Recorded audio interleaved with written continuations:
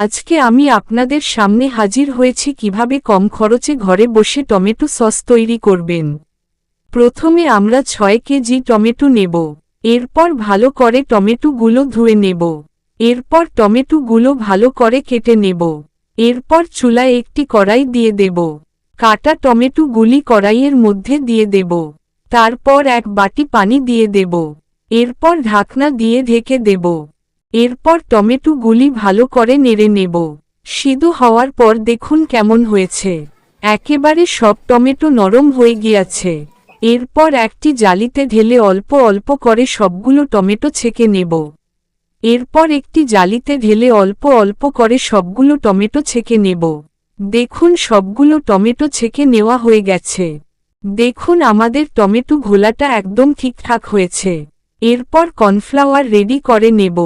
6 KG টমেটোর জন্য 3 table চামচ কর্নফ্লাওয়ার দিতে হবে, না হলে সস ঠিকঠাক হবে না।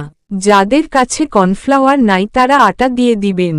1 কেজি টমেটোর জন্য 1 টেবিল চামচ আটা দিবেন। এবার পরিমাণ মতো পানি দিয়ে কর্নফ্লাওয়ার মিশিয়ে রাখব।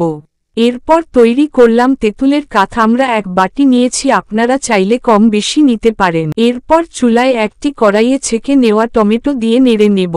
এরপর 1 চামচ গুঁড়া মরিচ দেব, আপনারা চাইলে কম বেশি দিতে পারেন। পরিমাণ মতো লবণ দিয়ে এরপর 1 বাটি পরিমাণ চিনি দিয়ে ভালো করে মিশিয়ে নিব। সস ফুটে উঠলে তেঁতুলের কাঠ দিয়ে দেব। এরপর ভালো করে মিশিয়ে নিব। এরপর সিরকা দিয়ে দিব। আমরা 6 কেজি টমেটোর জন্য 3 ঢাকনা পরিমাণ সিরকা নিয়েছি। যারা 3 মাস সংরক্ষণ করতে চান তারা সিরকা না দিলেও হবে, এতে সস নষ্ট হবে না। এরপর গুলে রাখা কর্নফ্লাওয়ার দিয়ে দেব। এরপর ভালো করে মিশিয়ে নিব। ব্যাস তৈরি হয়ে গেল মজাদার ঘরে তৈরি সস।